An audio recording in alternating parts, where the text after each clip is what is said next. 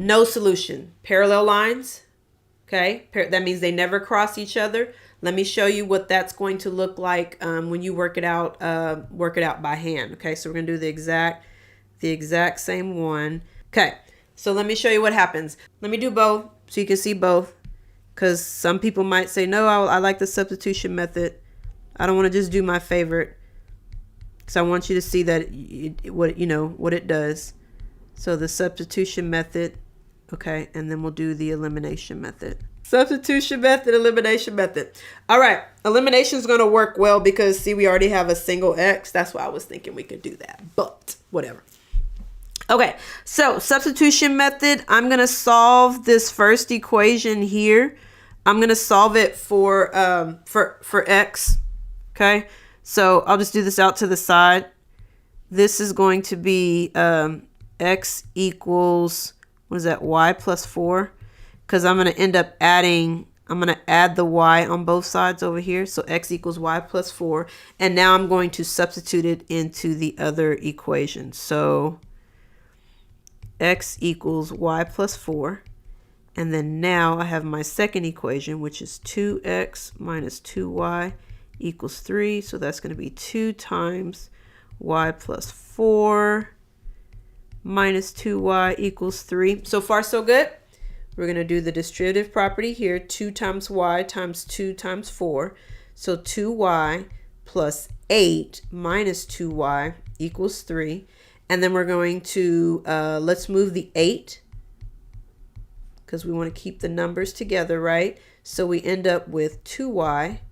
This becomes 0 minus 2y equals 8. What is that? 3 minus 8, that's going to be minus 5. Well, 2y minus 2y, well, that's going to be 0, right? So you end up with 0 equals negative 5. But is 0 equal to negative 5? No, that's false. Okay. So as soon as you see that all the variables were eliminated, x is gone, y is gone, that's false. That's going to be an inconsistent system.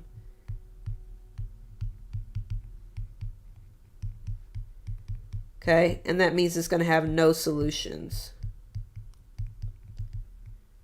Okay, so let me show you with the elimination method.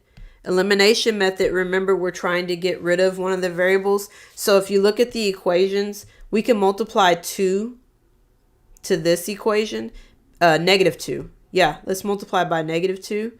And then that way, when we add the x's together, they'll go away. Negative 2 times equation 1.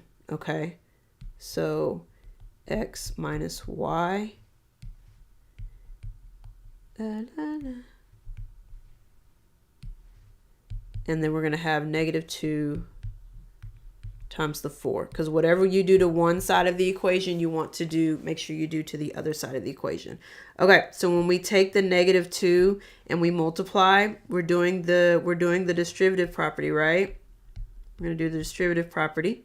So you end up with a minus 2x plus 2y, because you have a negative 2 and a negative y. That's going to make it positive, okay?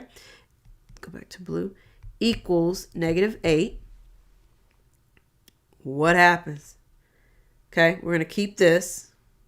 Now we're going to add it. Remember, we said we're going to add it to our second equation. 2x minus 2y equals 3. Okay, so we're going to add those two together. This was equation 1. This was equation 2. Okay. So now let's add like terms. And when we add like terms, what happens? That becomes 0. That becomes 0. And that becomes negative 5. 0 is equal to negative 5. Again, that is false. Okay. All the variables were eliminated. It's an inconsistent system, right? And the last statement that we worked to, it was false. This is not true. This is not true. 0 is not equal to negative 5. Okay, that makes it false. So that's an inconsistent system. no solutions.